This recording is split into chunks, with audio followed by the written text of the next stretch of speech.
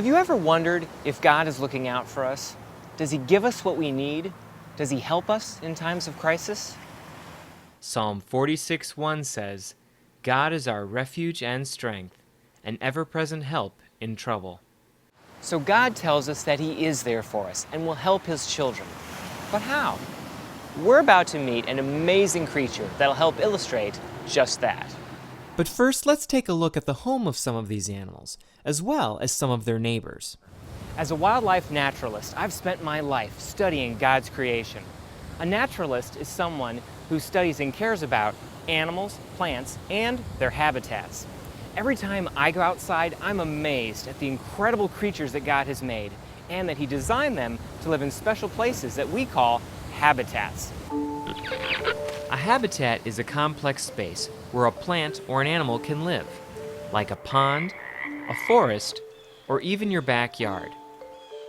An animal needs 6 things in a habitat to survive: oxygen, suitable temperature, water, food, shelter, and a place for their young. When I see how God has made such a big and complex natural world, it reminds me that He is all-knowing and is always there for us. I hope you brought your sunscreen and swimsuit today because we're headed into the biggest habitat on Earth, the Pacific Ocean.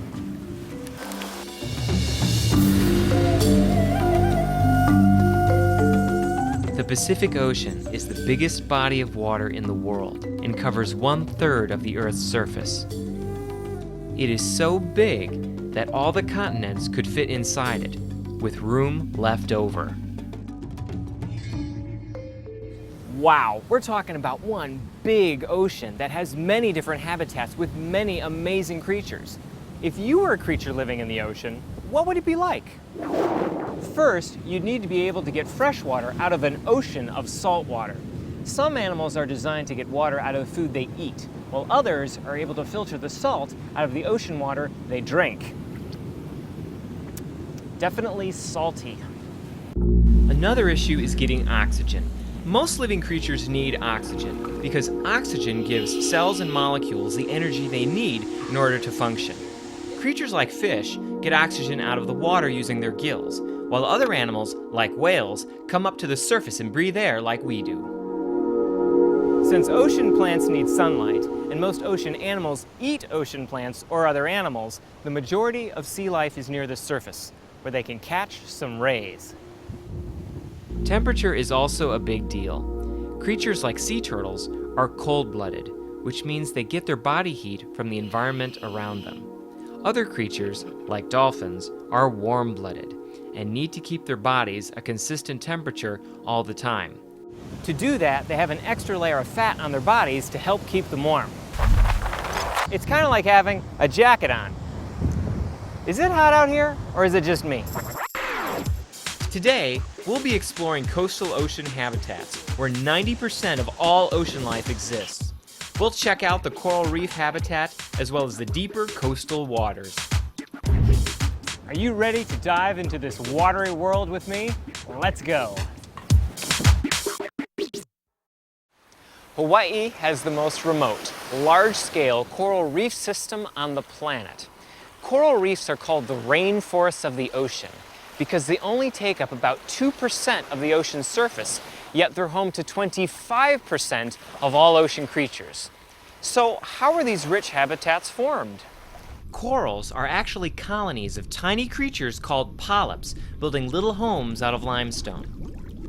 When there are a lot of them, you will get all kinds of amazing coral structures. The amazing colors come from the algae growing on the coral. Coral reefs need warm temperatures and sunlight, so they need to grow in sunny tropical coastal areas around the world. Healthy coral reefs can get big. In fact, the Great Barrier Reef in Australia is the biggest structure on Earth built by living organisms. It can easily be seen from space. Lots of creatures live in the coral reefs of Hawaii, and God has given many of them beautiful colors. So let's go check them out.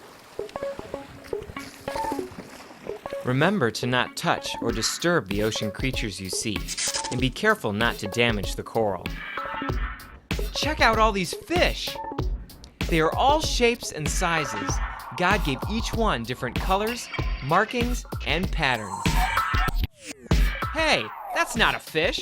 That spiky ball is a sea urchin. Those spikes are a great protection for the sea urchin. Would you eat something with spikes? I don't think so. Hello! This is a pencil urchin. And pencil urchins are really interesting creatures. They have all these giant pencil-shaped spikes all over their body to protect themselves. Fish would try and eat this creature if they could get at it, especially the underside, which is the soft part, where their mouth is. But with all these protective spines, that keeps fish away. Now these spines are always moving. They use these spines to get around on the ocean floor and to wedge themselves in really tight in the coral so that animals and predators can't get at them. Now an interesting thing too is if you touch these spikes, these bright red spikes, you can get some red stuff on your fingers. And women in Hawaii used to use that red coloration as makeup in the traditional festivals here on the islands. So they're pretty cool and have a history here in Hawaii, but now it's time for us to let this guy go back into the wild.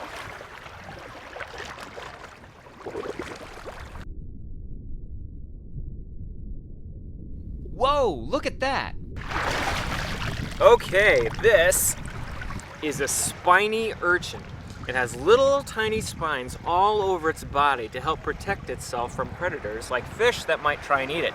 Now the part that the fish want to get to is the mouth part where there aren't any spines here on the bottom, the soft part. And all these little spines help protect it, keep those fish away, but they also move. And all these little spines are moving to help move the sea urchin across the ocean floor. So there's another thing it does too. All these little spines collect debris that come along and float around in the ocean, and that helps camouflage it and help it blend into its coral reef habitat. But now it's time to let it go. Let's hop on over to Oahu to continue the adventure. Here on the island of Oahu, we're going to meet a wonderful creature that always seems to be smiling, is really smart, and has been known to save people from sharks.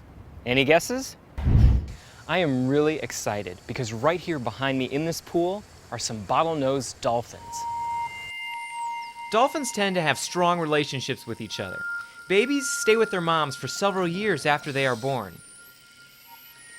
As adults, they can grow to be 6 to 12 feet long and weigh between 300 and 1,400 pounds. They live long lives, some living past 50 years old, with more than 3,000 living around the Hawaiian Islands. Dolphins love interaction. They communicate with each other all the time through a system of squeaks, chirps, and clicks. They can even identify each other by the sounds of their voices.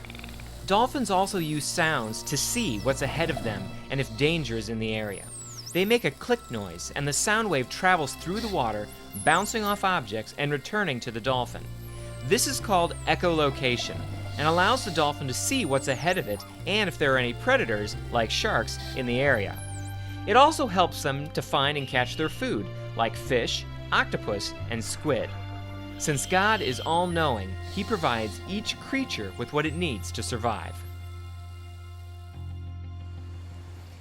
When it's mealtime, dolphins have a number of ways of going after food. Sometimes they hunt for fish at the surface of the water. Other times they go down and nose around in the sand. Or they might drive fish up onto the bank where they can grab them. They may even stun fish by whacking them with their tail and tossing them through the air up to 25 feet. Dolphins have been known to carry sponges on their noses as they search around for prey on the ocean bottom. Scientists believe the dolphin uses the sponge to help protect its nose as it pokes around. It's the only documented case of a marine mammal using a tool to hunt. Dolphins truly are amazing creatures. They're fun, they're playful, and they're a great reminder that God gave us animals to enjoy and to make us smile. Dolphins, like this one here in captivity, do the important job of educating families about marine mammals and reminding us the importance of protecting them in the wild.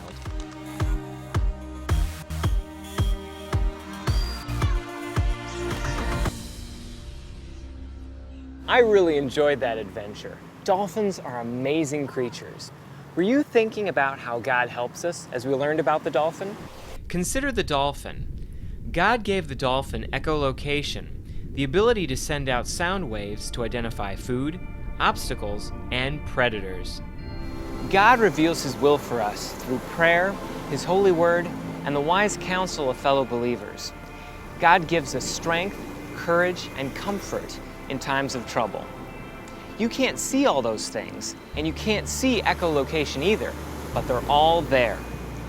God doesn't promise that we'll never go through hard times, but He does promise to be there with us and to help us through them. In Isaiah 41:10, God tells us, "Fear not, for I am with you. Be not dismayed, for I am your God. I will strengthen you, I will help you, I will uphold you with my righteous right hand." The dolphin faces obstacles and dangers in life, and so do we.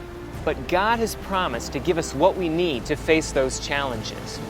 God is omniscient, which means He is all-knowing.